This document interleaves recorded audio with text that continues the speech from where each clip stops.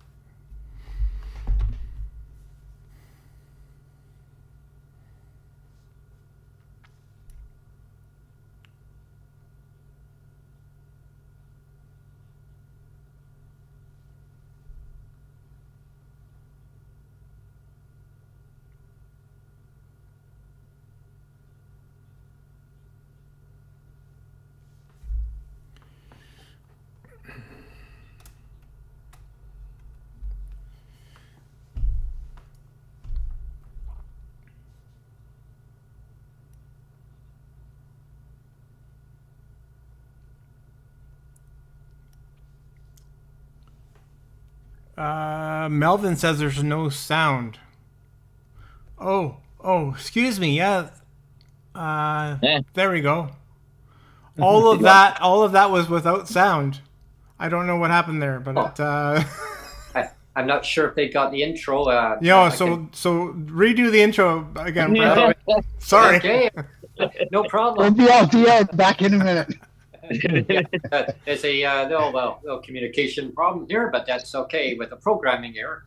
Hello, everyone, and welcome to Canadians with Disabilities and Their Allies. My name is Brent Frain. I'm the host. The show is also known as PWD Allies Podcast. Check it out on your favorite app, wherever you find it best suited for you.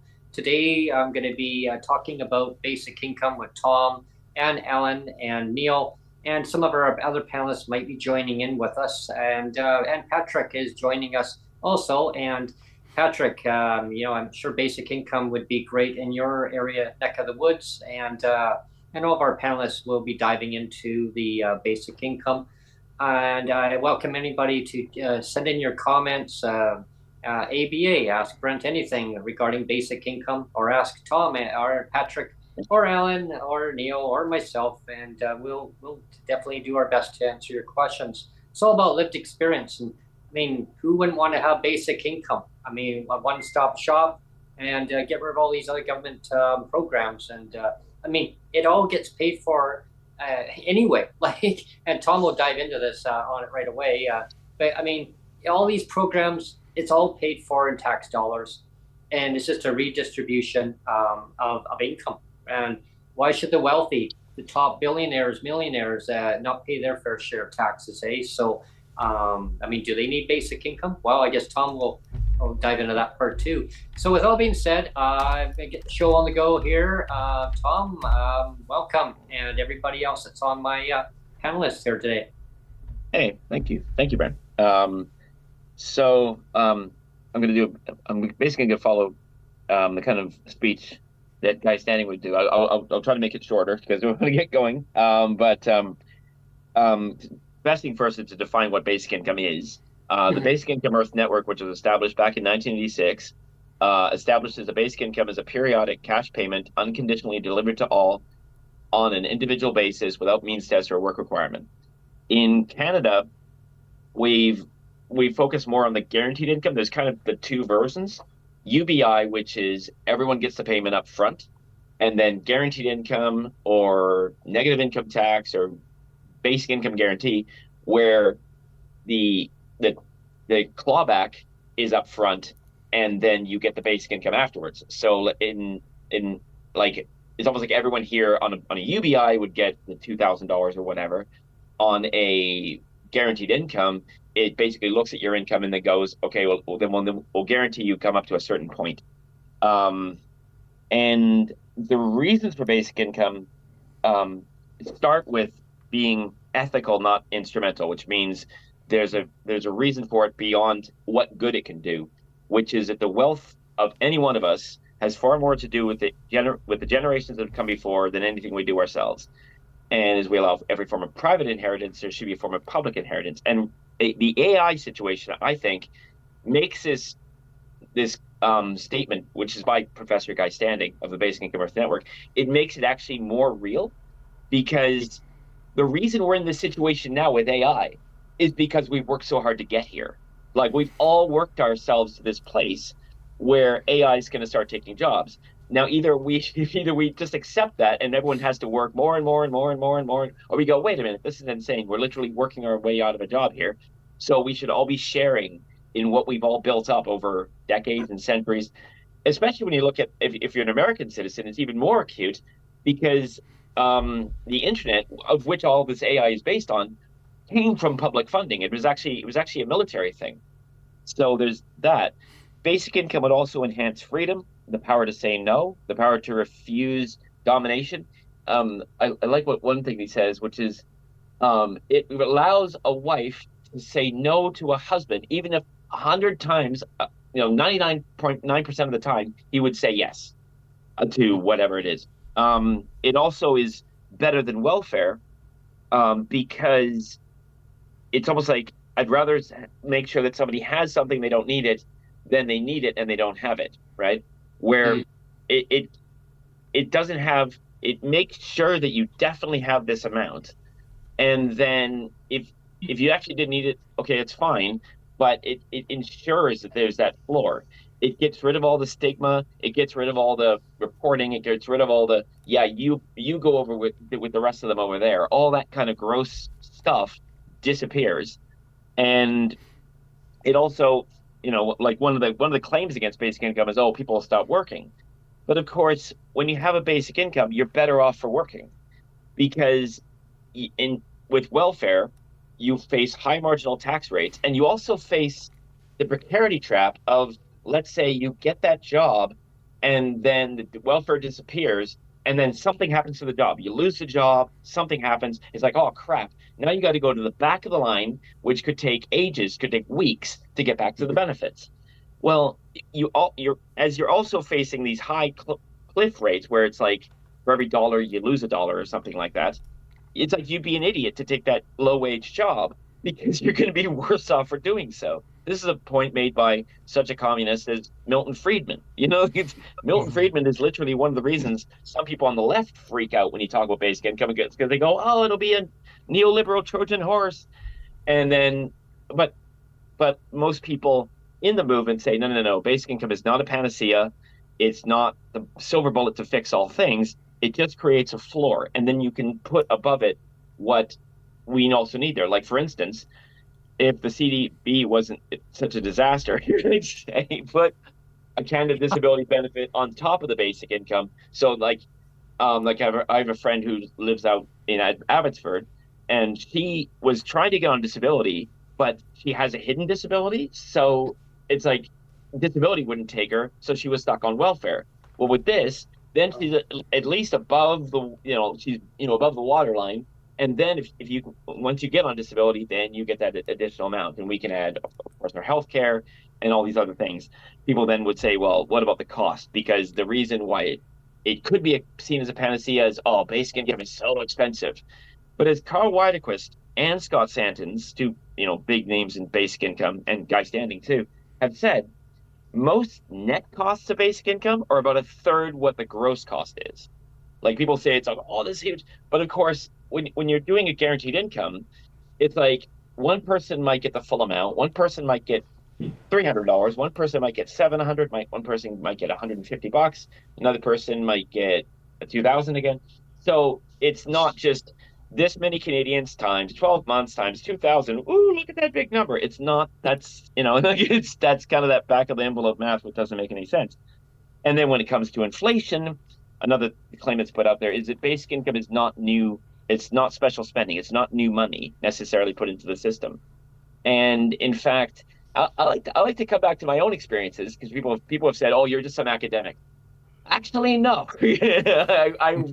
I've been working different jobs for 3 decades and being a musician. And and a lot of those jobs, like I'm a janitor right now, but for a long time I was actually working in a lot of coffee shops. And you'd have situations like we had one where I was working in a mall, and it was New Year's, and Boxing Day. And usually Boxing Day in Mayfair Mall is like insane. Like it's like New York City inside of Mayfair. So we all we kind of overcompensated. Everyone had to come in. We stocked everything up to the gills. And unfortunately for us, everyone went to either Subway or KFC. So we were just standing there watching the crowds go by. But it points to a good point, which is that when you know there's a market out there, when you know there's people with money to spend, you start producing like crazy.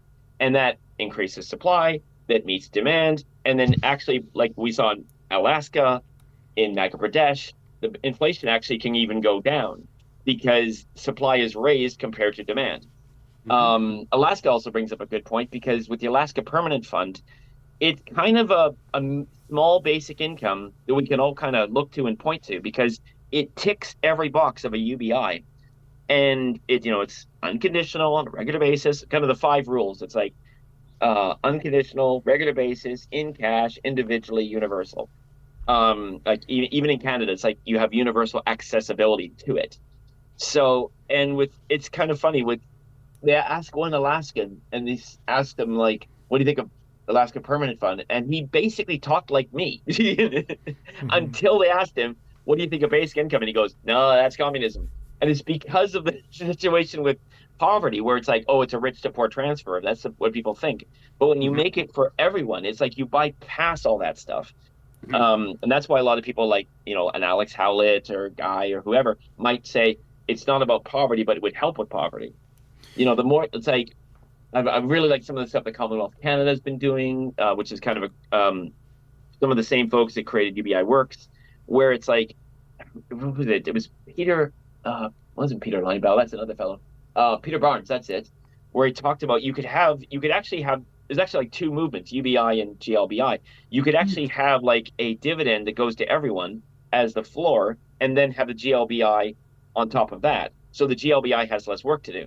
So there's so many different things. It gets really fascinating the more you dig into it. Like, it's history going back to like Bertrand Russell, the beginning of the first wave of basic income in 1917 in the book Proposed Roads to Freedom, where he wrote, a certain small payment sufficient for necessaries should be secured for all, whether they work or not, and a larger income, as larger as might be warranted by the total amount of commodities produced, should be given to those who are willing to engage in some work which the community recognizes as useful. So this thing's got a long pedigree. It's been talked about back and forth for ages, and it's getting, I think it's like we're getting there, but I wish it would speed up. Like, there was UBI Works just put out it was on their YouTube. It's a Congress or conversation that happened at PEI on what's going to be the base. What they're talking about is a basic income demonstration, not pilot. And the idea behind that is it would be like Saskatchewan with healthcare, where you roll this thing out, and and then you fix it as you go. Like, you're keeping an eye on, like, okay, so how's this working? How's that working? And the conversation is sort of opened up between the provincial and federal, because the entire province of PEI, their government, is like, yes, we want to do this demonstration. The federal government, according to the video, is now like, okay, we're setting up the conversation between the province and federal government to go like, we'll meet you at 50%, you meet us at 50%. And so, but I mean, like, it goes back to, I brought this out. This is Pierre Burton from 1968, where he talks about basic income. And in it, he said that our welfare system back then was not built for purpose in 1968. And of course, since then, we've had the neoliberal movement that's made welfare a shadow of its former self. And that's exactly what happened with disability back in the early 90s. In America, it was Bill Clinton saying we're going to end welfare as we know it. In England, it was universal credit. And so we're actually working on with a shadow of a system that wasn't good enough back then when it was built for a working world that no longer exists. You know, we have the precariat or the gig working economy, and it's like, for the flexibility that's required from people, we should put down a level of stability, and the need for that will only increase. I'll pass it to everyone else. Thank you very much. Yeah, that's the one thing I was going to say about the gig economy. Is that there's always going to be those jobs that are the 6 or 7 figure salaries, right? So there's always going to be those jobs, but the predominant amount of jobs is the gig economy, which are lower salaries. So you have people that are working in restaurants as servers or what have you, and those types of jobs now, you're not making enough. You're not making enough to sustain yourself. But if you had a floor, as you said, if you had a basic income floor, you could still see that people would want to have some sort of supplemental. They would be quite happy. A lot of people would be quite happy taking a server job at a restaurant to just get a little bit extra income. Because it wouldn't be a required thing. It's like, it wouldn't be like, oh, I need this job to help me pay the rent. Yeah, it would be an optional.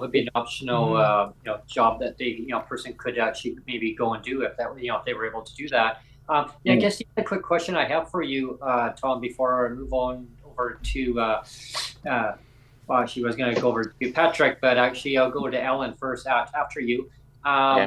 The other question was your observation about Newfoundland. Apparently, they want to come out with a basic income, but the caveat is they want to piggyback it off of the Canada Disability Benefit. As you know, that it was over to 1 million people, then it went down to 600,000 people, and now they say it's only going to go to 25,000 people, which is not even 40% of the disabled population of Canada. And I know you can figure out the math, Tom, but we'll just restate it here again.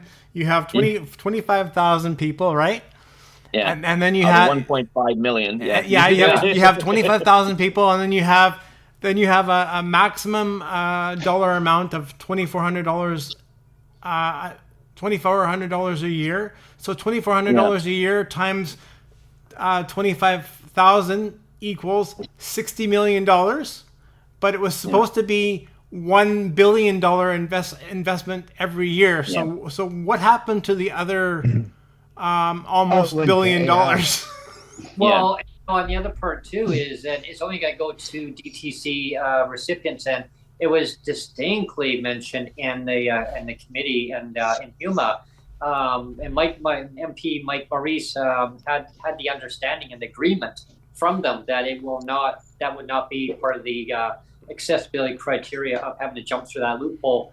And of course they did it. The whoever it was, and two of our guests that were actually on, we asked that question, and they believe that it was actually in the Prime Minister's office, finance. So we know where that kind of went down that rabbit hole for sure. I think Freeland sabotaged the disability benefit from the get-go. Yeah.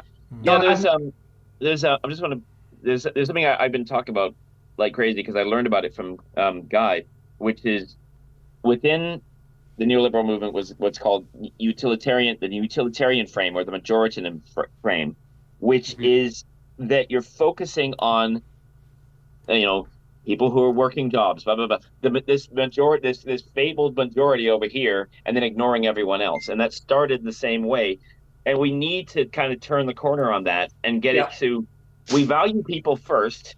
We trust that they'll know what to do, and then like with the floor, when it comes to like the precariat or the gig economy, it makes it so that kind of, oh, what am I going to do, becomes, what am I going to do? It becomes like, yeah, maybe, like you can invest in a job that maybe doesn't pay that much, but I want to do this anyway because I'm really interested in it. I mean, there's like, when it comes to people not working, like what with my late girlfriend, she was struggling to get back to work before, and it was tragic because before she passed, like just maybe months before, she had this nurse who worked with her named Laureen, who, like, she was an angel, this woman. And I just wish she'd met her years before, because she inspired her and she got her excited and going and stuff like that. And she was like, I want to start working again. I really do. It's just about getting my health in place and all this stuff. And it's like, with anybody I've ever met who doesn't work, there's usually, like, if there's no disability or whatever, there's usually something else going on under the hood. There's always some other reason. It's not, I can't be bothered. People want to improve their lives. This is what we've seen in pilots, like the one that I bang on and on about because I'm actually trying to make my own little script on it, was based on this book. It's Basic Income and Transformational Policy for India. And you saw how, like, people were given, one of the reasons I wanted to do this show was because Sarath Davala, who is now the chair of the Basic Income Earth Network, was actually a critic when he ran into the idea in the first place. He was like, no, that doesn't work. You've got to do these things and get people to behave the right ways and all this stuff. And then he was kind of like, well, I needed a job, so I became research director on this project. And he saw how, it's like we only gave them like the equivalent of like $5. And, and after a few months, they went back to a village, and like around them, it was like every sector had exploded. Every sector had like flourished. And it was like, we didn't give them this much. What is happening? And that's what they learned, was the emancipatory value of a basic income is greater than the monetary amount, because people start combining their basic incomes. One person will start a business and they're surrounded by customers. Like all these little intricate things start happening. Like this is what they actually missed in the Finland experiment, because they didn't do that. One of the things that drives me crazy about the Finland experiment as well was that they didn't actually, like, you got to do a legwork with a pilot, because you got to make sure that everybody knows what's happening, that you know where they're at the beginning, and you know where they're at the mid, and you know where they're at the end line. But people actually didn't know how a basic income worked when they were in it. They thought it was welfare. So they thought, oh, I can't take that job because my income will be cut down. It's like, oh, it's like, that's the whole point. So they that's why some of the job stuff wasn't that amazing, because it's like, well, they thought it was the same. And that's another part that I'm going to dive in later in the show. Dive into another part regarding the basic income of why would a certain jurisdiction not want to have it. But hold that thought on that one. I think you know where I'm going to go on that one. There was a report that came out. So I'll touch base on that one in a little bit. I'm going to move it over to Ellen about how would a basic income change your life, Ellen? And then I'm going to repeat that same question over to you, Patrick.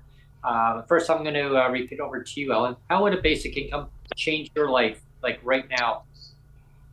Well, with the fact that rent's going up for everybody, including me, I'm paying, as of next month, I'll be paying $1,300 for a 500 square foot bachelor, which doesn't even give me a room for a table. I literally have to eat my dinner at the kitchen counter, so it gives you an idea of the size I have. I could own a single bed, but what am I going to do if I have company, right? So, let's see. I think it would just put a floor under my feet. I wouldn't have to worry about a part-time job to offset what I'm not able to live on. I don't think unless something really miraculous happens, I don't think I'm going to find a employer that will accommodate my disabilities, as minimal as they may be. Without a job, I don't foresee able to even afford a one-bedroom apartment in my lifetime. So, a basic income, even if it was $1,500 a month, or even $2,000 a month, would be sufficient enough to live on. I could live on $800 to $700 a month without needing family. So, well, that's probably where I'm at. I don't know if you wanted to share, Ellen, what happened to you. Do you want to or not? Sure. Yeah, because that might be, I think that's important sometimes to share our experience. It's going to delay my job hunting. That's for sure. Yeah. But also too, I mean, it's something that I don't think gets enough airplay from the politicians that are supposedly looking after us. They're like, well, you're just disabled, and they don't take into account that shit happens when you have a disability, and go ahead and talk about the shit that happened, Ellen. Yeah. I was out on a photo blog because I've been trying to take photos I can use for greeting cards.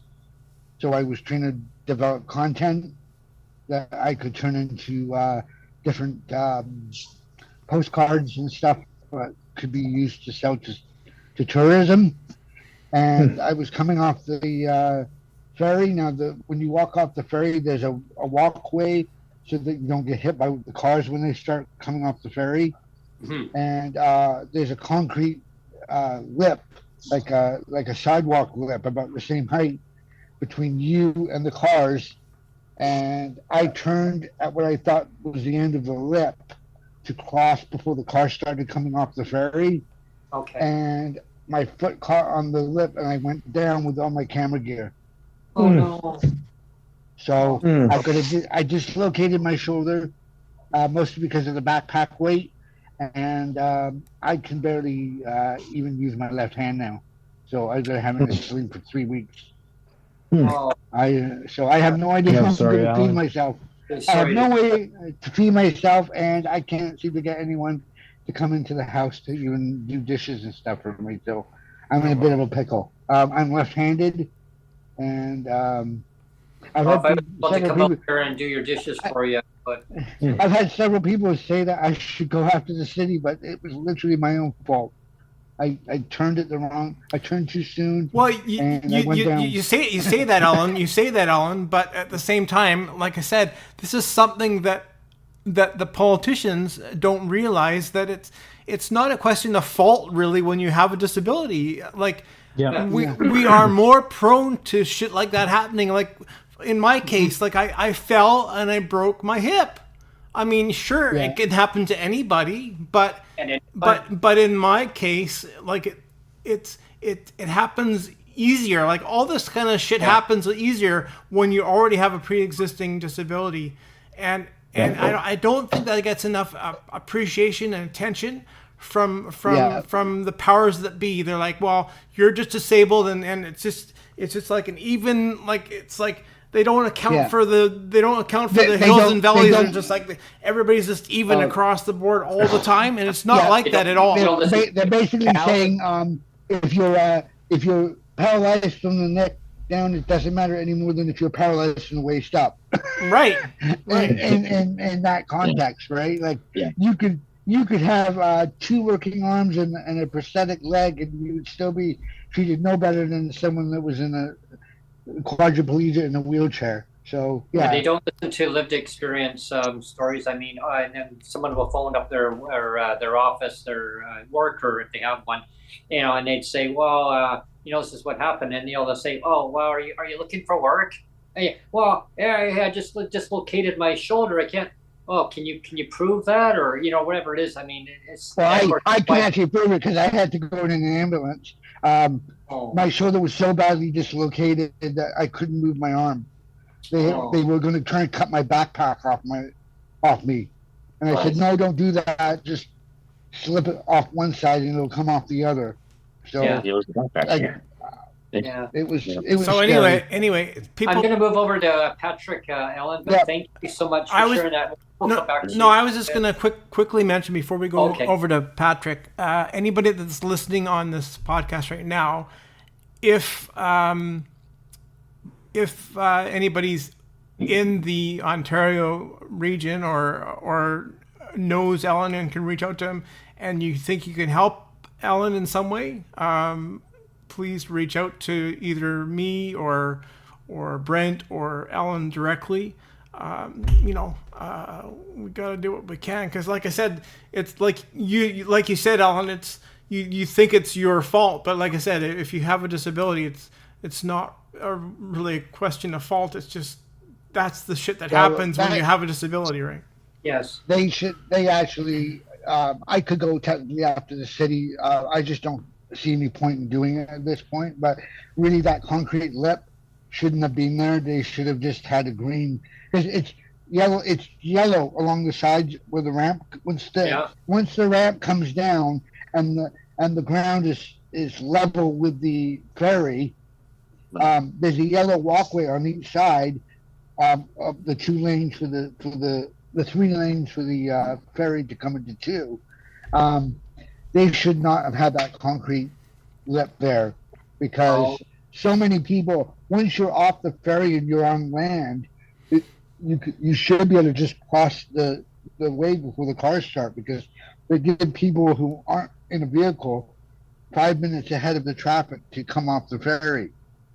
So the ferry people were very accommodating. They had to they were, as I was getting helped, they were loading the ferry on with cars before the ambulance came, and one of the people in the ferry stayed behind on land, even though they needed the 2 staff. So I kind of feel bad if I went after the city, because they were really, really super supportive, despite I was in so much pain.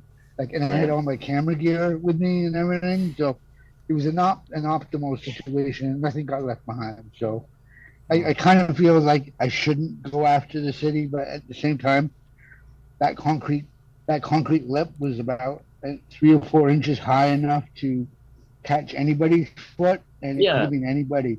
Yeah. So I don't know. Because I've had there was one experience I had a long time ago.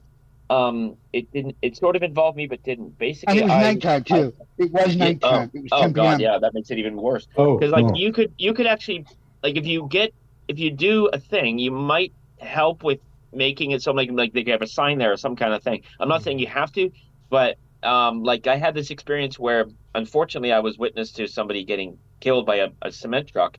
I was leaving work first thing in the morning with my head of maintenance at McDonald's. Back when I used to do McDonald's maintenance, we were turning southbound in like from Mount Newton McDonald's, turning southbound. The runner was on the northbound side, and he got hit that way. So I kind of had this front row seat to it, unfortunately. So I ended up actually in court talking about, like, and the lawyer was trying to say stuff and whatever and explaining it. But I'm not putting myself on like, "Ooh, I did it," or whatever. But like I was part of this whole thing that happened, and because of that, coming to the law system and coming to before the city, and the city going, "Oh yeah, good point." There's now a pedestrian walkway that goes over that.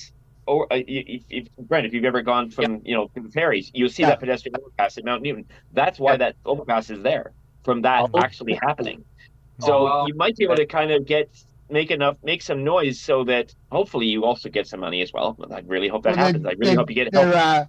Right now, it looks like they're doing a whole bunch of renovations around the ferry. There's some construction going where I don't know whether they're putting a condo where the ferry is, or if they're putting a new waiting area in or something. But they've got a bunch of those temporary concrete dividers all around the area, so half of the ferry loading station is sectioned off. But I didn't get hurt by one of those. I got hurt by a concrete lip that would divide pedestrian walkway from traffic. Right. And it slopes down at the end of where it stops.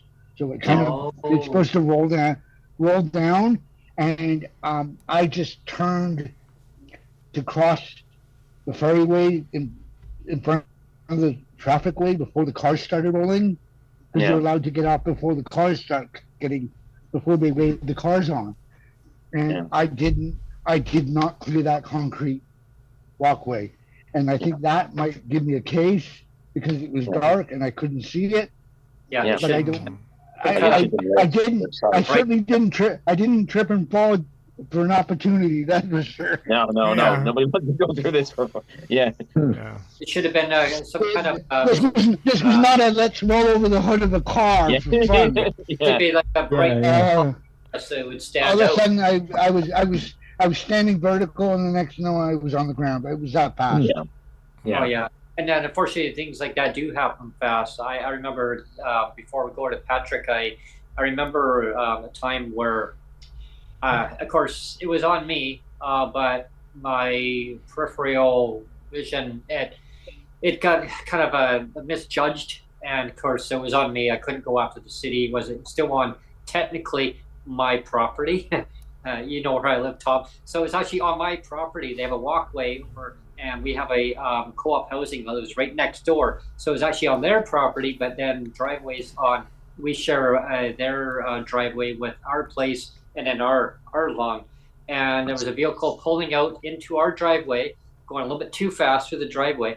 And I thought, okay, well, I'm gonna go, behind. The person said, no, go ahead, go in front, like wave me. So I figured, okay, I better go in a hurry because this person's in a hurry. I went a little bit too fast, and the driveway was super wet. We had just had a monsoon, major amount of rain. Well, my foot, I guess, the amount of water, and I literally hydroplaned, and I felt myself like floating across in a hurry.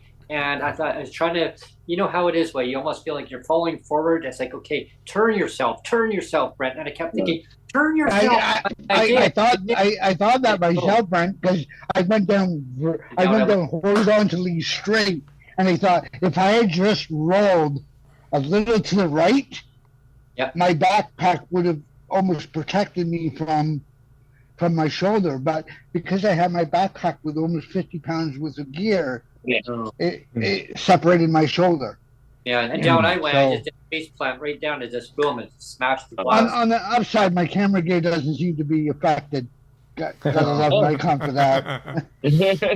Gear came out right. That's what I was going to ask. Is your camera okay? I kept asking people. I don't care as long as my camera.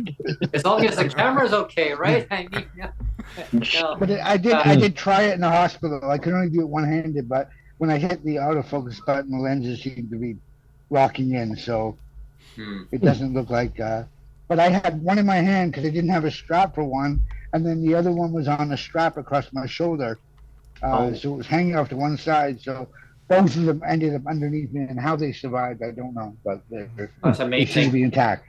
Wow. Well, Patrick, how would basic income change your life in a positive way? Good question. Just sorry, before I go on to that, just thinking of Alun, I wouldn't feel too bad about if you do decide to pursue a legal remedy. I mean, there are lawyers that will work on like a percentage basis. It's pro bono. Yeah, well, not quite pro bono. They'll take a third. They'll take a third of whatever settlement. So, and I just don't have money for a lawyer up front. That's the only problem. They don't charge you up front. That's how they, Diamond and Diamond is one they advertise a lot. And, they kind of specialize in this kind of thing. Just thinking of you, I mean, you might need someone to help you with, day-to-day living, and that's not free, I mean, you need to eat, right? If you can't eat, that's a problem. Yeah. And I mean, anyways, just thinking of you. Hope you find a remedy that works. And don't feel bad for the city. I mean, that's what insurance is for, right? And you can bet they're insured up to wazoo. So you know. Do they drag it out though? I mean, like there was no head injury, thank goodness. No, I did but smack my you- face up a bit, but They'll Injured settle yourself. fast. didn't They'll have settle the- fast.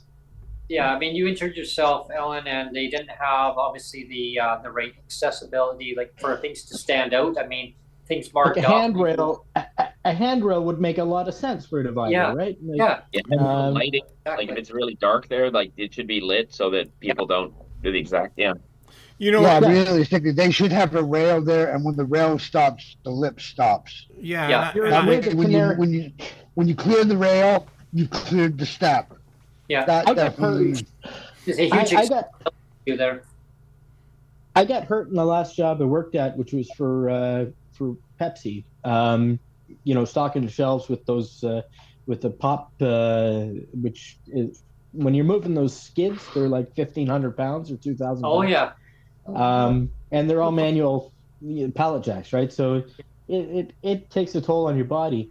But I Yep. learned from Workplace Safety Insurance Board that they have this law that's the thin skull law. Like they call it thin skull, but basically way back when, if someone bumped their head and they had a thin skull and they died, you know, they're going to insure them anyways.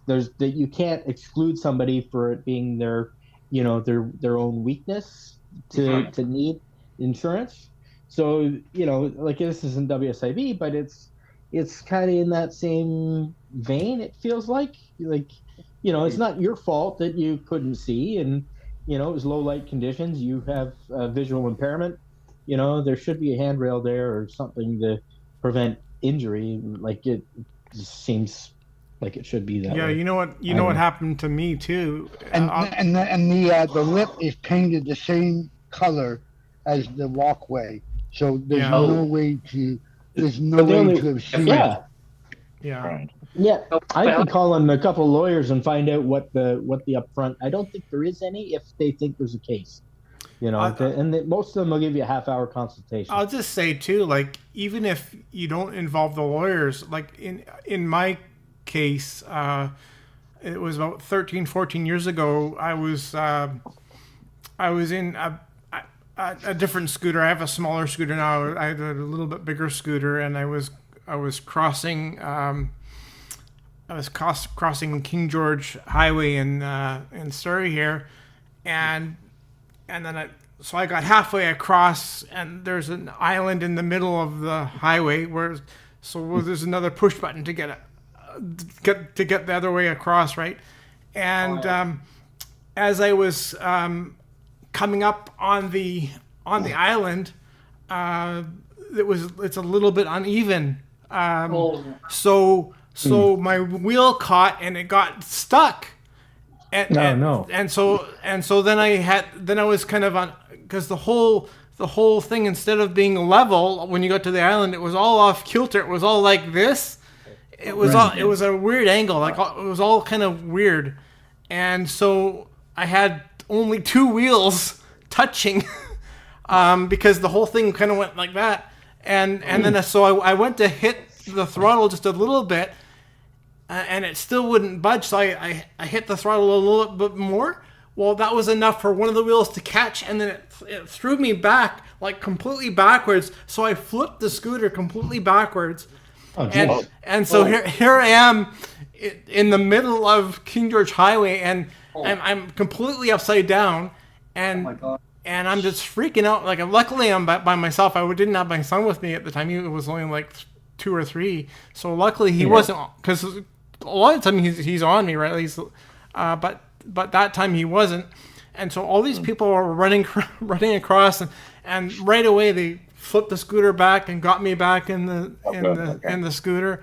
But I'll tell you, like, the point of the whole story is, like, of course I didn't do it on purpose, but I ended up writing about it. At that time, I was writing blogs instead of doing podcasts. I used to write blogs on my web page, and I just wrote a blog about me flipping my scooter, and I didn't even think anybody was reading it. Like, sometimes you just you put it out there and you think only Explain like 3 people are going to read this thing. Well, it turns out that now I've got the brain fart now. The she used to be an MLA and she got her wheelchair wrecked in Air Canada. Yes. Who is that? Yeah. You know what I'm talking about, right? Yeah. Stephanie Cadieux. Stephanie Cadieux, Cadieux, Yeah. of all people, she saw it, Oh wow. and I had some just like I didn't do any more posting. I just put it out on my normal web page, and somehow she saw it, and then somehow the Surrey road crew, like members of the Surrey road crew, saw it, and like Engineering department. the engineering department saw this. Oh wow. And somebody from the engineering department called me on my phone and talked to me at length about it and said, like where was this? And we're gonna fix all of this, And I swear to you, within 2 or 3 days, the whole the Surrey engineering department. They went out and within 2 or 3 days they fixed the entire corridor of the highway there. It was all like I remember driving down there in a friend's car afterwards, and you could see it was all like all these spots. You could see they had them all leveled.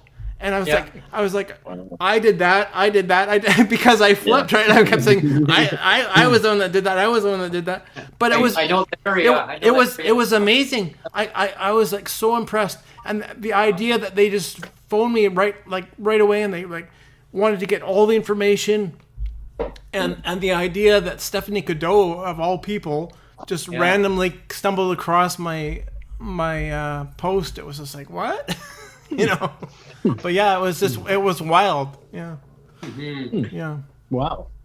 Wow. It's quite the situation that you had gone through. And I mean, again, I'm sure like there's so many people that have lived experience stories like of what Alan has gone through. Well, last 3 years ago when I was living in Niagara, it took 3 years to settle.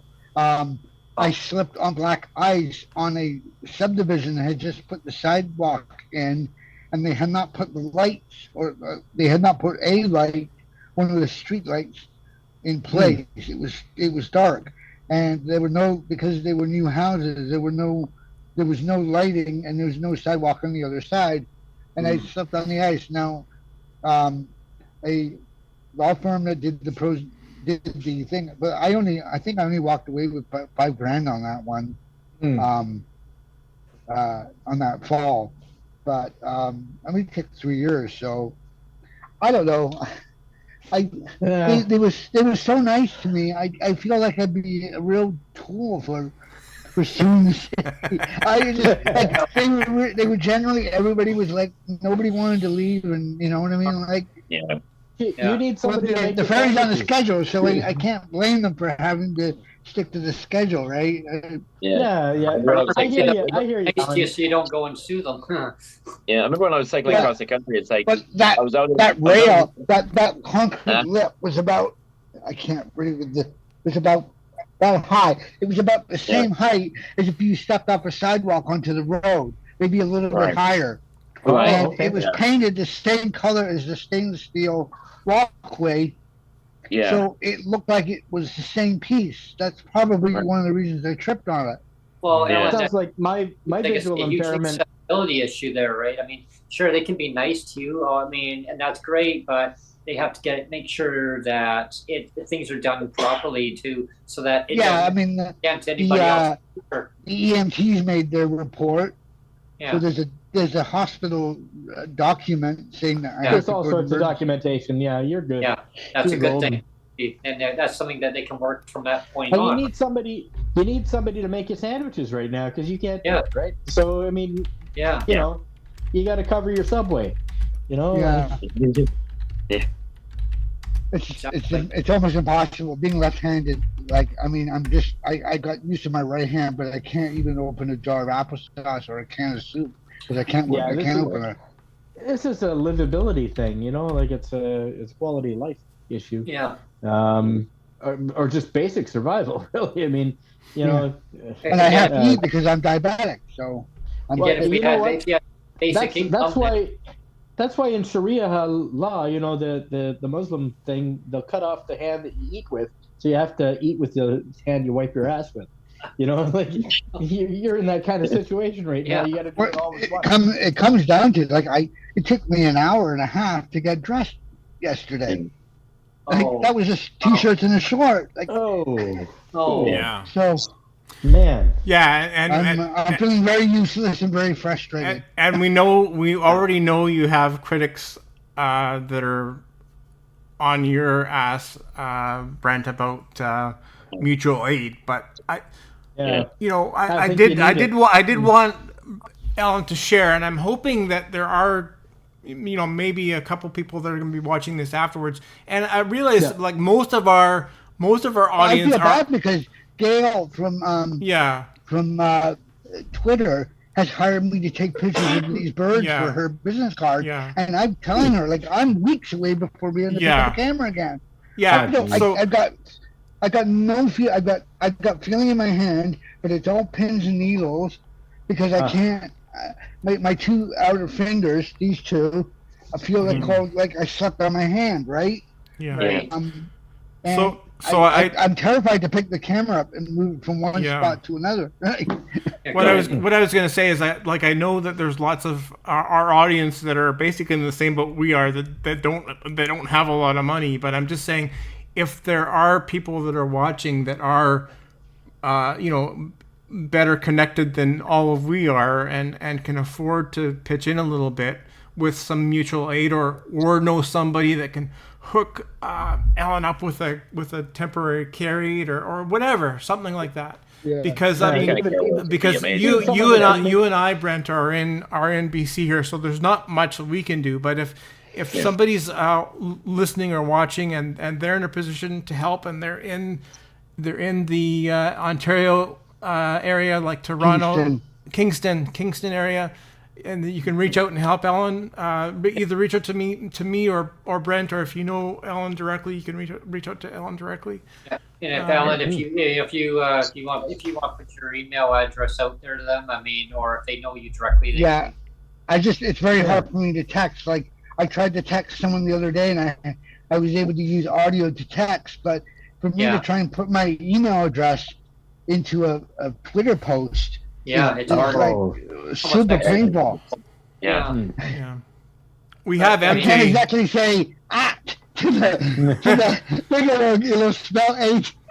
Neil can actually put it onto the show, like your email address. Yeah. Like, if you want, I can have your email address in the description if you want.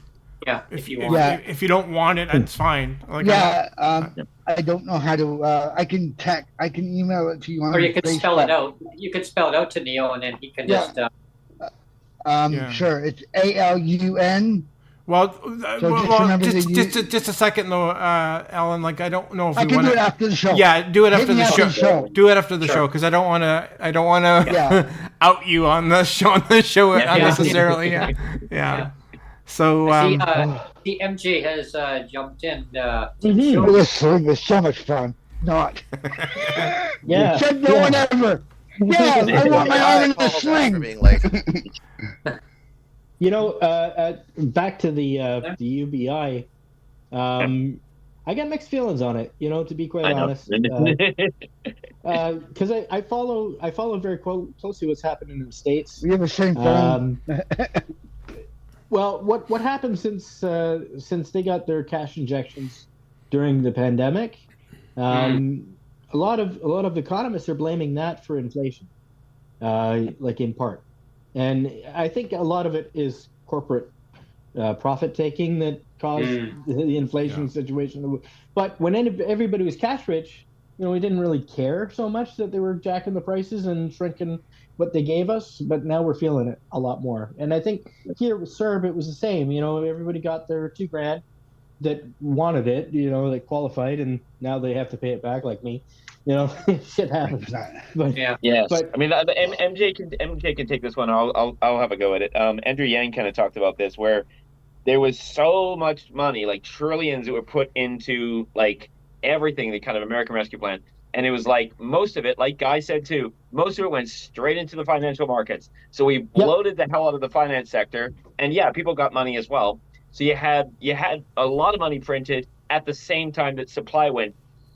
There's a point made by a guy I like to follow, who's not very famous in the basic income movement, which is the director of Mercury Securities, Victor Schveds, who's like he's always on the Macro Voices podcast. And what he said was, what happened during the lockdown and so forth was that we kept incomes buoyant as supply tanked, especially in gas. Like I drive, and you'd see how like back during COVID, there was like gas prices went through the floor because no one was driving. Gas companies went out of business, oil wells were capped, and then we all came roaring back, and the gas companies were like, what? So, and of course everything was based on that. So I think that had a lot to do with it. And then you also have a lot of stuff where like the corporations there's lots of stuff that's pointing to this. The corporations are taking advantage of the fact that there's this inflation, so they can it's like the whole thing with that, and I could go into other stuff that runs cover for it, so they can then do that. But like, I have my own opinion on the carbon tax situation, which is that like as a driver, like did I see it go up April 1st, for instance? Sure, it went up like 3 cents, then it went up another 2 cents, then it went down. It's like there's other stuff going on. And it's a little bit, I just personally think, convenient for Polivera to go, he did it. And so, meanwhile, his government is like loaded with lobbyists from the grocery sector. Yeah. See, the problem we have with all the political parties is they've attracted all the players that have, that benefit from that party being in government, right? Yeah. So they all attract themselves to this. So the level of corruption that we have going on here with all of this, it's not just one party, it's all the parties, right? That's the real problem, right? It's like you take a look at the NDP unions, right? Yeah. The Liberal Party, they got their group of people. The Bloc worries about Quebec. The Conservatives, big business, et cetera, right? Yeah. They all got their little niche. But you notice in the middle of all that, all the people are completely ignored. I was gonna just jump in quickly, MJ, and say I think it was Robin Williams that had a joke about that politicians should wear NASCAR jackets with all the sponsorship shit all over all the jackets, and then you would know. I like the one where he talks about Ramblin' Joe. No. That'd be the way to do it. The problem we have here is, when it comes to all these political parties and their solutions, they're always inclusive to the people that are following them, right? But they're exclusive to everyone else, right? And the common theme between all of these parties, they all say they claim to care about the disabled, and they all drop the ball. Every single one of them, right? Yeah, and it's a common theme. It's like, sure, you got your little picks of friends of things that you like, but no one likes the disabled. Yeah. And it's something that I've noticed between all the parties. It doesn't matter who they are, whether it's the NDP or the BC Liberals for us, or the SoCreds before them, and so on and so on back in history for BC and the rest of the provinces. It's the same thing, right? MJ, what I don't from the it was during our budget speech in BC. There was a comment that came out. I know I mentioned it before in the podcast before, but it was a comment that came out. My jaw dropped, and Sonia was watching the same thing because we were watching the budget just to see what was going to come out for people with disabilities in BC of this year, right? Of course, nothing in the budget. Everything goes up in cost of living. I mean, go figure. But there was one thing that came out, and the comment was, no government wants to deal with poverty. And I was just like, are you kidding me? Like, really?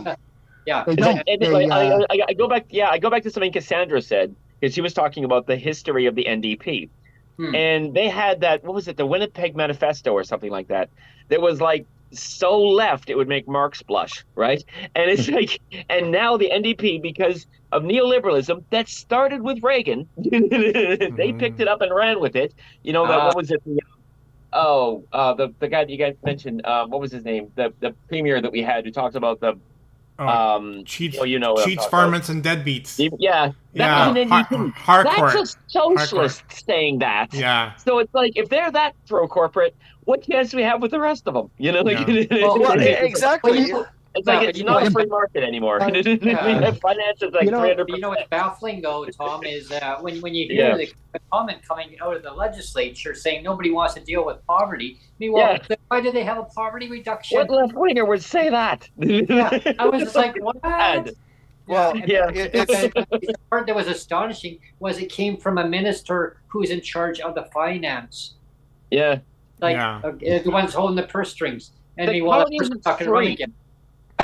Allowing poverty to just, like, some people on the hard right want to just like, just get rid of everything, and people will just have charity and that's it. I've literally heard this stuff from Christians, no less, and it's like, okay, having poverty just play itself out is not free. Exactly. Painfully so. We went through this before, after the Black Death. That's why Condorcet and Thomas Paine and these guys were like, we should have something, because otherwise we're basing society in a game of chance, and that's insane. Of course, trained on the healthcare system. Also too, I was going to quickly say is the campaign manager that used to run. I'm going to go and get a refill of my coffee, so I'll be right back. The campaign manager that used to run the provincial NDP here in BC. It was Craig, I think Craig something. Yeah, and he's been on record. He's been on record as saying that the disabled have never been a part of their platform. He's actually gone on record to say that the disabled have never been a part of their platform, and if that's the case, then maybe it's time we made our own party. Yeah, I'm just saying. Neil, it's like none of you political parties want to include us in your conversation. Then maybe it's time we took a look at this for ourselves, because here's the funny thing: is the worst thing you want to do is piss off people that can ally even more people around them, and the disabled people have a bigger reach than a lot of people seem to realize. Huge reach. Right? It's like, I'm disabled. That's I got the people around me, Brent, Neil. It's like that snowballs. That's and it snowballs to family, then friends, and so on and so on. So like people know, Oh yeah, right. So I've been wondering about this. Is as a disabled person, like maybe all of us disabled people should band together and say, you know what, we're going to do something about this poverty situation, because MJ, it's interesting. I just want to quickly comment on that. Is you look at the total population in Canada, and then you say, okay, how many people are disabled in Canada? Well, there's a huge portion. I think there's 27% of the total population have a form of disability. It's either hasn't been diagnosed or whatever, but they have a disability. As we age, we get more disabilities, right? So now I would say at least half, or maybe it could be more, of the population are in relation to people with disabilities. So all those people vote. Well, I walk downtown Kingston, right? And I go down to the water, because even if I'm not going to buy any food, or even if I'm just grabbing a coffee, I'm seeing probably 16 people in mobile wheelchairs of some sort, other scooters or whatever, on my way. I would say 3 every block. Wow. Well, and this is the thing, right? And you're talking a 6 block radius between me and the water. 6. Well, there 5 you or go. 6 anyway. There you go, Alan. I mean, this is where it starts. It's like if we're not included in the NDP's platform or any of the other people's platforms. I mean, I know the BC Conservatives want to figure out a way to put us all back to work because working people make more. So does Ontario, right? And it's like, I work what little I can. It's like mowing the lawn, right? Mowing the lawn puts me out of commission for a week. Yeah, that's it. I'm done, right? Yeah. Now I'm on decide to buy a rider mower because I told her I can't do this anymore, and she's getting too old. So yeah, now we got a rider mower. Man, it takes me a lot less time, but you know what? It still screws my back up. That's the worst part, right? People don't think, oh, we could put you back to work. It's like, okay, you're gonna put me in a truck, right? With an air ride seat and all the rest of that stuff. My back is still gonna be screwed up, right? It's gonna get worse. It's like, or whatever the heck it would be, right? Yeah. It's like these people that come up with these cockamamie ideas. I like that word, by the way. Yeah. It just they come up with these ideas, these political parties, and they figure, well, let's just put all these disabled people back to work. Well, for those of us with physical disabilities, that's one thing. Then there's the people with the mental health disabilities, right? And that becomes right. And it becomes with behavioral challenges and extreme anxiety, being in public or being around people or whatever the problem becomes. So therefore, now you end up excluding these people back again from society from not being involved because they can only take it in small doses. So they're not going to be working. I mean, these people that come up with these ideas, they don't think this stuff through. Yeah. They really don't. The ones who come up with the jobs plan. The best thing for a person is a job. Yeah, well, I'll take you from that, Brent, because we know Doug Ford, right? The best thing you can do for I know. disability is give them a job. But Doug Ford doesn't realize is that Joe, who runs the bakery, has a choice of hiring 5 people. One of them is a disabled person. Is he going to hire? Who's he going to hire? Not the disabled person, unless he really wants to look like the good guy. Oh, exactly. Unless he can financially, his bakery can absorb the accommodation cost of hiring a disabled person, he's not going to do it. Yeah, because he's already on the is done. Well, you're right, Alan. Like the bakery guy, he's already on a shoestring budget. He can't make that accommodation. He can hire 2 of the guys. So he's not going to make that accommodation. He's in it for making money because he's that small. I mean, maybe the large corporations like Walmart and all the rest of those other corporations can afford to accommodate, but not many of them really want to accommodate.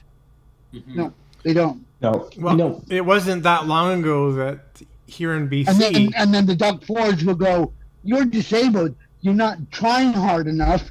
Yeah. It's not my fault you can't find a job." Yeah. Yeah, it wasn't that long ago here in BC that they had sweatshops for the disabled. Remember that? Oh yeah. Oh yeah, in the 90s.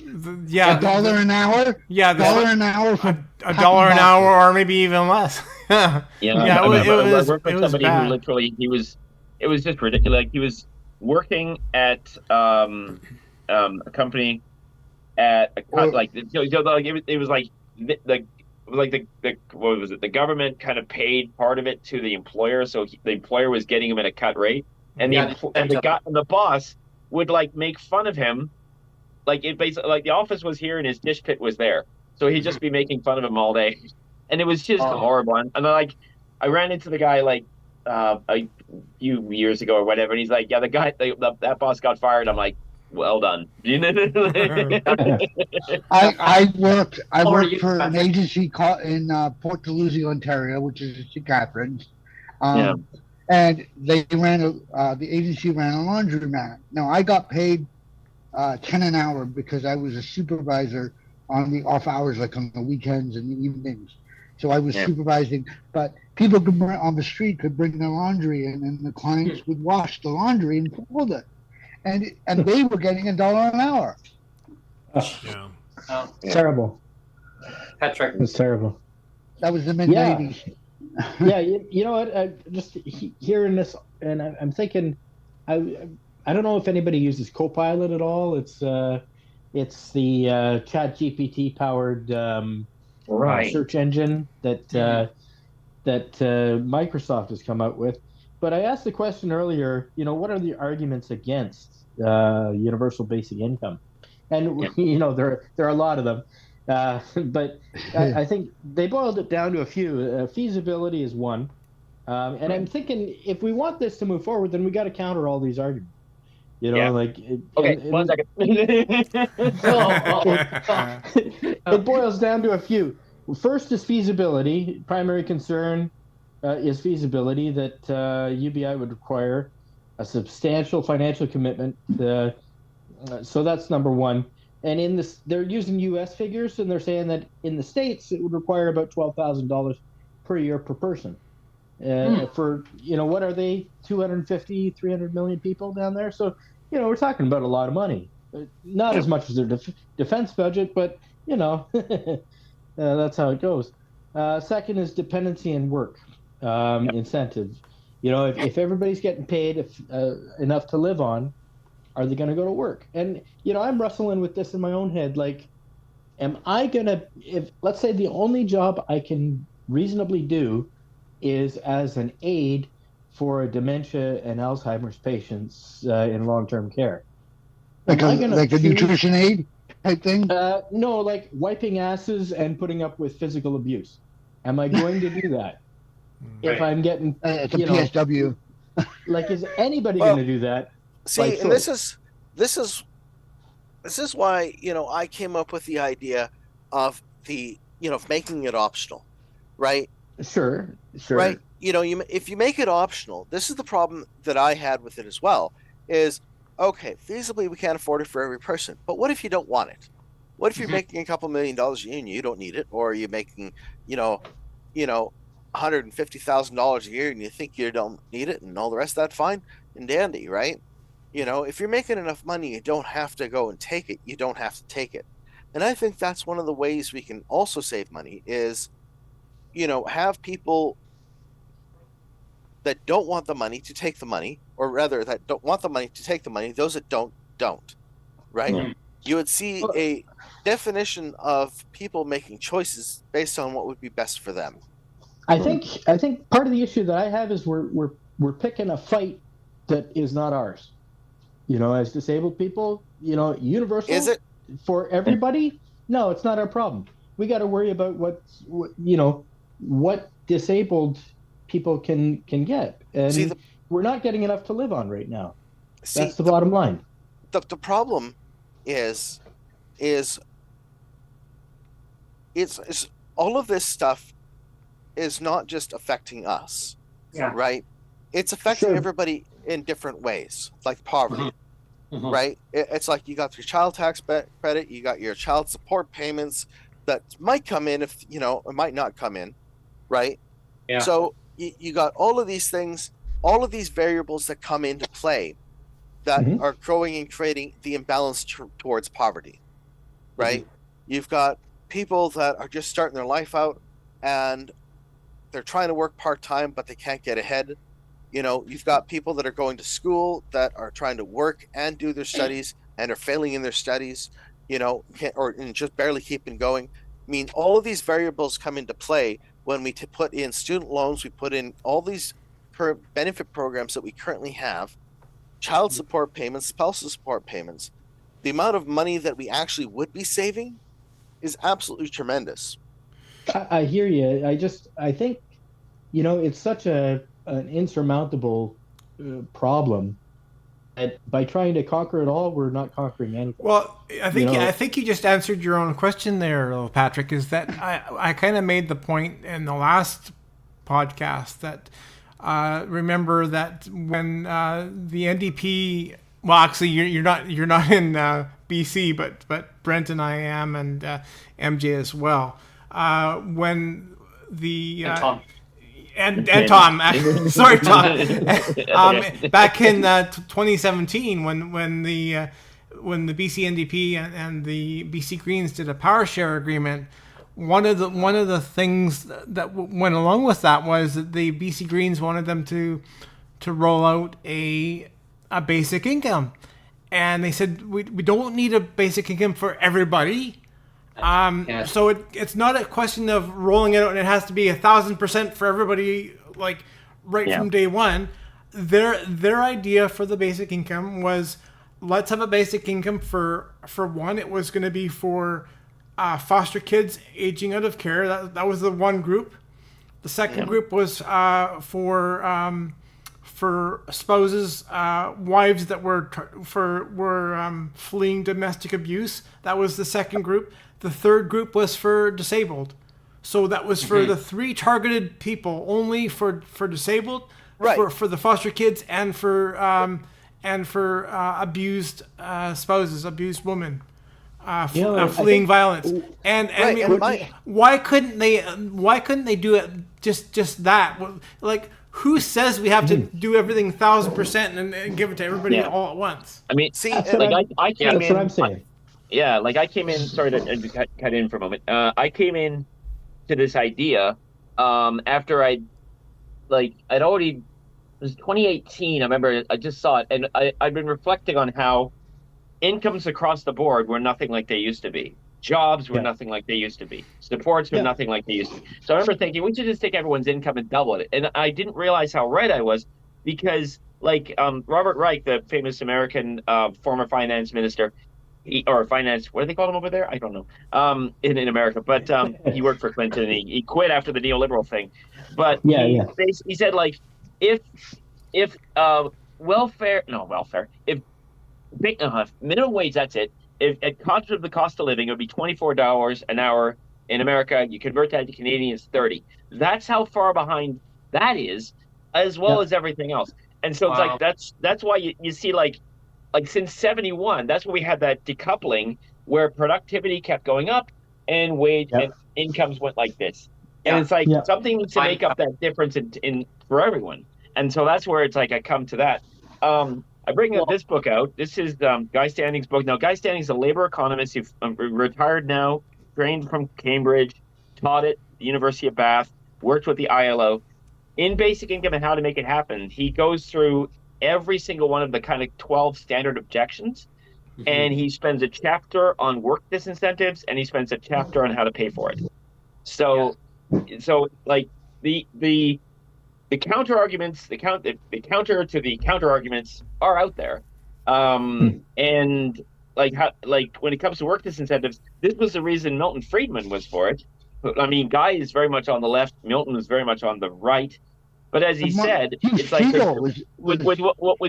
Hugh Siegel as well, like one of the longest running advocates for it. And he didn't think it should be low either. Which is that.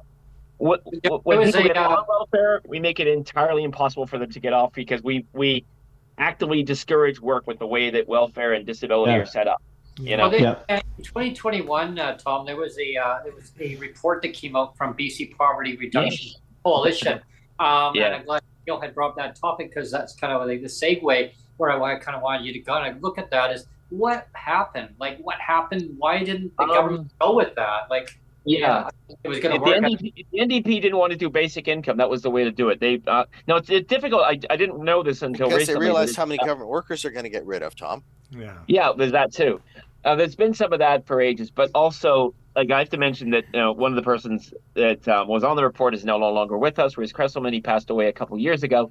David Green. Now, the funny thing is, David Green was actually on another panel with. What's her name? Evelyn Forget and Kim Pate and so forth, talking about Bill S-233. And he actually said, when it comes, and now this is a critic of basic income, I believe possibly on the left, who said, work reduction in basic incomes is usually like 1.6%, and it doesn't really drive inflation that much. And this, again, is an economist who's not even into basic income. But like, what's interesting was I looked up Rhys Cresselman, David Green, Lindsay Tedds, the three economists on it, and they'd written against basic income long before the NDP report was commissioned. So whoever hired them knew what they were getting. Yeah. They told them what the report was going to be. Yeah. Here's the And thing. they're not all from BC either. It's not like, oh, we had to get the BC ones. No, Ted's is from Calgary. So it's like they could have hired Evelyn, 1 for, 1 neutral, 1 against. That would have been fair, but that's not what happened. Well, let's look at the Ontario one. I mean, Can I jump in? Everybody knew we had a winner with that pilot in Ontario. Yeah. And Doug Ford squashed it because they knew they were going to get good results. Yeah, Jesse Gollum is a good person. He wasn't for the people on this one. Yeah, Jesse Gollum and Humans of Basic Income. She did that thing where she has people holding a sign about what basic income did for them. And Humans of Basic Income. You can check that out online. Or just I don't know how I can't remember what her handle is on Twitter, but she was on one called the first one I heard was the Compass podcast called It's Bloody Complicated. In the United Kingdom, they talked to her, and she was just rapid fire talking about all these positive things that happened before Doug Ford. Doug Ford promised 3 times that he wouldn't cancel it, and then he canceled it in the first month. And Sheila Regaire, surprise. I don't know to tell Ontarians about Doug Ford, but Sheila Regaire was like, Sheila Regaire of the Basic Income Earth Network. She was a retired. And she was a retired government social services employee or worker or whatever you want to call it. And she's like, there is no way that the Ontario government could have ascertained anything about how well the pilot was doing when they canceled it. It was entirely ideological. It was not, we saw it wasn't working and therefore, no, wrong. And they kept changing what their excuse was. Yeah, because in BC, they were I find it funny that lady Michelle would have... that pilot project was going, right? And they were actually going to study how Ontario was doing it, and then they pulled the plug on it. But here's something interesting on that little tidbit is I had the former minister on the show from the BC Minister of Poverty Reduction, Shane Simpson. And Neil and I asked him why, what happened with this so-called basic income. And I still remember the time, Neil, maybe you could refresh my memory on this, but I remember him saying that it was only going to go to a certain segment of the population. Right. And he wanted it to go to all because he felt that if they were only going to have it as a small pilot and then take it away, he said it was actually going to hurt more of the population of saying you can have, but you can't have. And I think one of the problems right away is like, as soon as you make it about this group, well, then it's like, how do you qualify that group? Like, I'm a former busker, and there was that whole thing. I don't know where I was going with this, but that whole thing about, okay, so what's a busker, and how do you know exactly, whatever. It just becomes too crazy of like people who like have hidden disabilities, or what if somebody missed a thing and now they need it, or what happens like someone who tried, like as Guy said, like. So you're aiming for the poor. Well, if somebody tries to become non-poor, does it change? Like it's just better to create that floor. It's like I mean, we're getting to the point. Sorry, go ahead. Yeah. It's like when we were talking about earlier about phasing it in on different, different groups. When we phased in UABI or the pilot project that they were talking about for BC, right? Well, I was planning on the same idea. Is it was going to be phased in 6 month increments, right? And it would be phased in over a period of years, right? That way, instead of you just including every single group right out of the gate, it's like, we start with this group first, then we're going to move to this group, then to this group, and it's like that way every 6 months you just slowly build it up. That way people will have a time to go and say, okay, well, this is what's going to happen, because the truth is when you get down to it, a UBI in Canada or UABI or whatever you want to call it is going to eliminate at least 2 million government workers, up to 2 million government workers across 14 government jurisdictions. Yeah, it's a privilege to have a job then. Right, we're talking. It's like in my variation of UABI also includes child support and spousal support, and the reason for that is because of uncertainties, right? The current situation we have is, you miss a month, well, that could put a family out in the street, right? Yeah. If you miss 2 months, they're out in the street, because this is where we have, you have to take a look at everything. And when you take a look at all these people that suggest UBI and say, well, we got to phase it in, well, which groups are going to be phased in when, right? Mhm. And this is, let's start with the disabled, right? Let's start with those, that need it, Well, there's another part too. I was just on the news recently. I'm glad we're talking about basic income or UABI, because there was a huge shakeup in the Chorus network, where there's lots of jobs are going to be shredded, across. Now, what are they going to do? Like their livelihoods, it's like messed up. So like a UABI or basic income would help them. Also, Van City just made the announcement yesterday that 200 employees are going to be losing their jobs. This is where... I also think with social workers, maybe this is being too flippant or too simplistic, but how many social workers went to school in the first place to become social workers to police people's income and look under their beds for how many spares and slippers there are? It's like, Alan. No, I don't mean to make an example of you, Alan. I'm sorry if I'm doing that, but sure. You're going to be made an example. But Alan needs care work right now. Imagine if a social worker was, instead of like how much money you make in middle, all that crap, could be like, oh, this person needs help. Let's go help. Like there's work that needs to be done, and we got 2 million, like you said, millions of people that could do it. Great.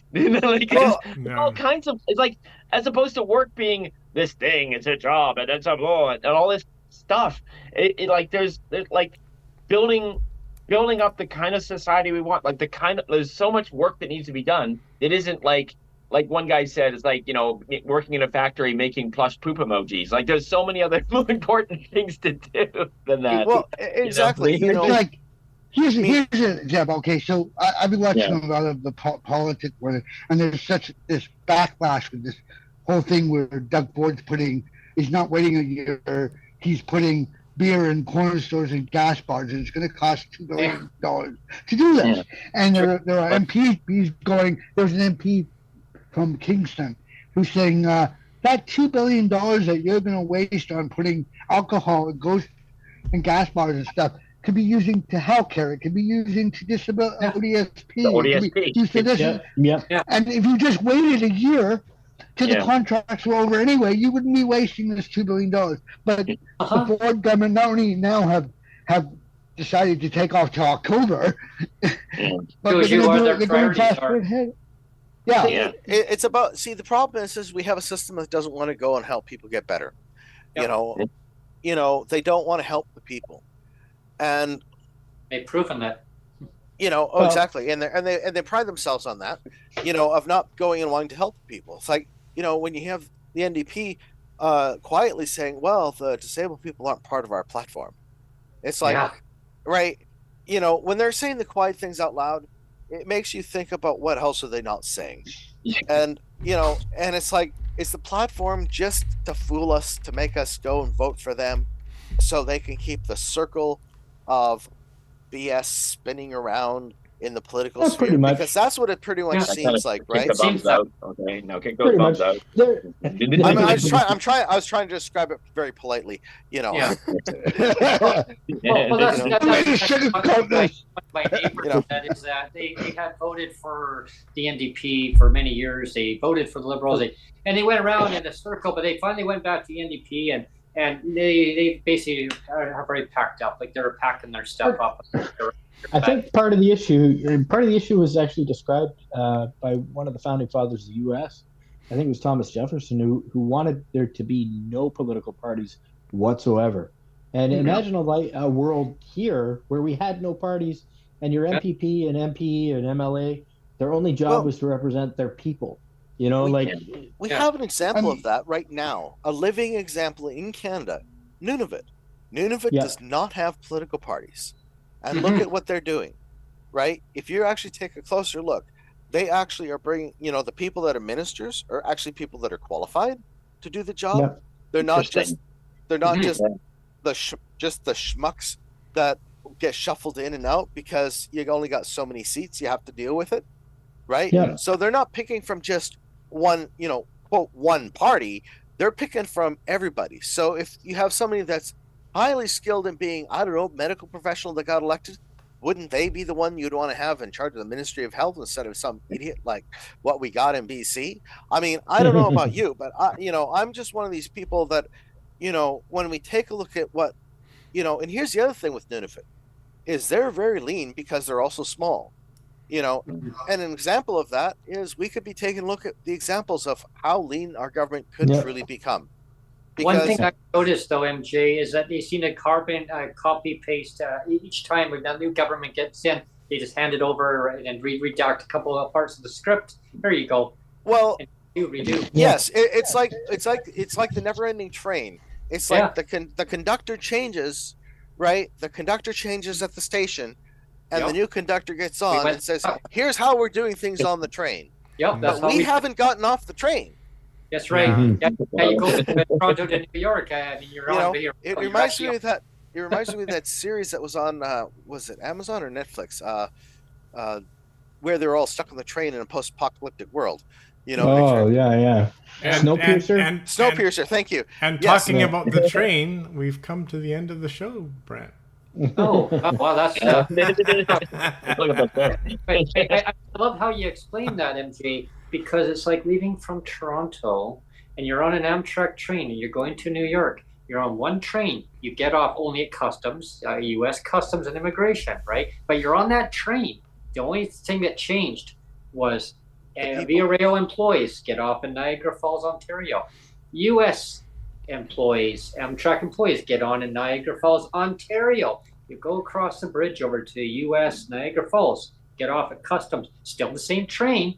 They changed the train number, though, and then you get back on the same train. Now you've got U.S. employees. So all they're doing is pass it over. They take their product out. They take their product out. Exactly. Their product on. And you got to remember the parties are just a product.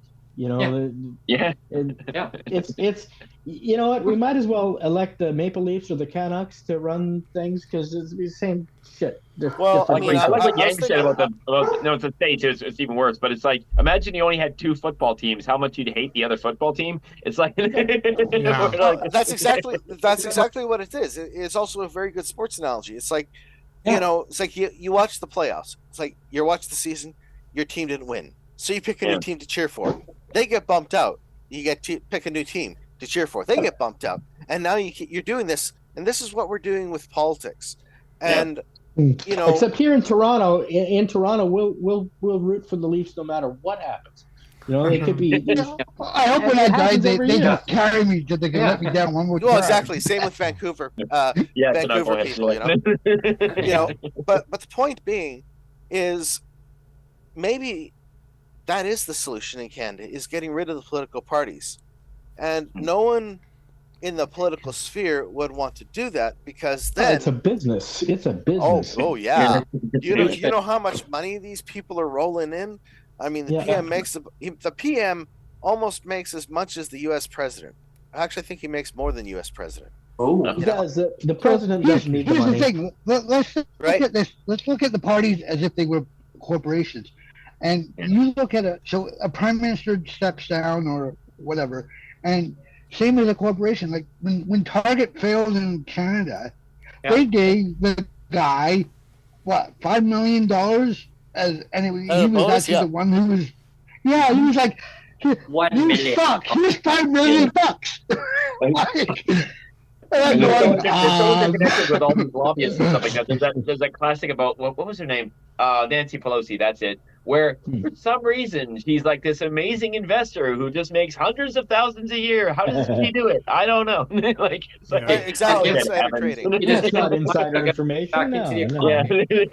But here's a good analogy, though. It's coming BC election coming up October 19th. It's like what party is going to want to eliminate poverty? And when they go to town hall meetings, I'm going to ask that question: will you eliminate poverty and bring up to a standard of living? Like, or you do it immediately when you get in? Well, can I have writing, please? I think the question is, will you eliminate poverty for the disabled? Yes. Not for everybody. it just sucks to be you. We're disabled. You look after us first, please. Yeah. You Well, know? we got thrown under the bus more times. We have points. Yeah. Right, and the seniors are also being put under the bus as well. They are. Right. The disabled seniors, they're in our camp, but the other seniors, tough shit. Well, I mean, you know, that's the thing is every senior will become disabled. So let's not throw them out with the bathwater. Once they're disabled, they can get in our tent. Right. Yeah. You know, this is where, you know, I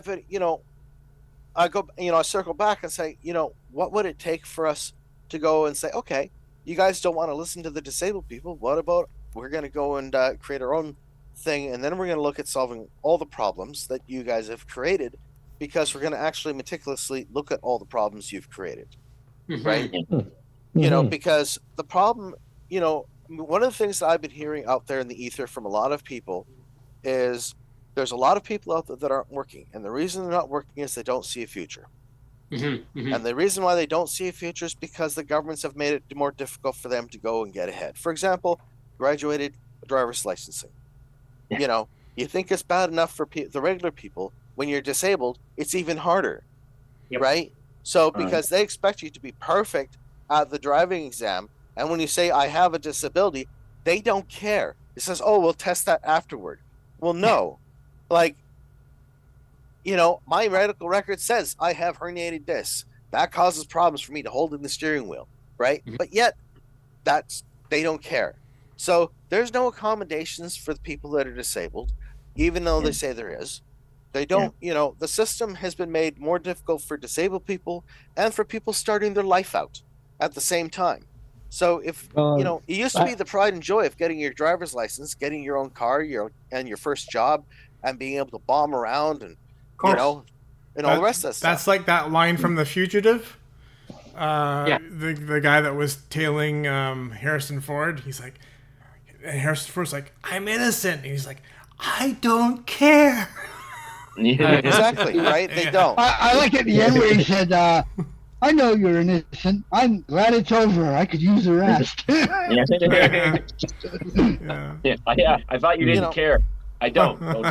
Exactly. Don't tell me. With that being said, I would love to have anyone watching the podcast right now or listening later. If you are a person with a disability over 65 plus, I'd love to have you come on to the show and talk about how the system has failed you as a disabled senior. Like, what would you like to see? Basically, all the advocacy groups, ourselves, basically let the government know, our government of the day, whoever may be in government, either provincial or federal, and let them understand that you are a senior, you have a disability. It doesn't go away just because there's a stop sign that says, 65, you lose your disability status. Now you live on OAS, CPP, GIS, or whatever it may be. And then the high cost of living. Like really, I think that needs to, the narrative needs to change. And I'd love for us to do a segment coming up. We'll definitely talk a lot on that topic.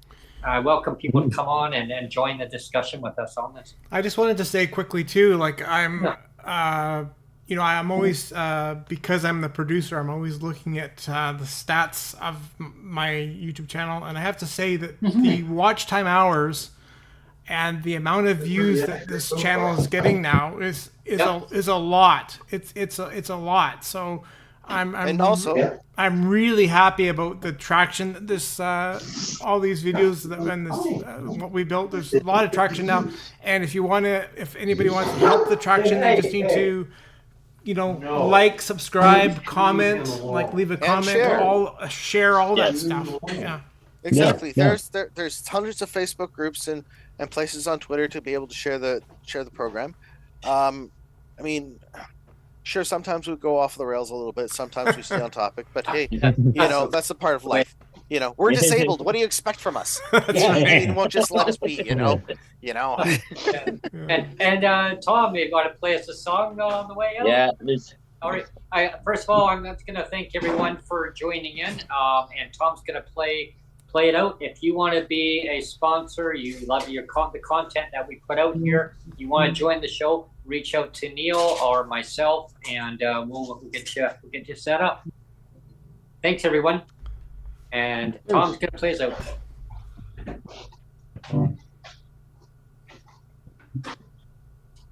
I can't hear Tom. I go out of my head. I just can't get enough. I just can't get enough. All you did to me and everything you said. I just can't get enough. I just can't get enough. I slip inside and we fall in love. And I just can't see it enough.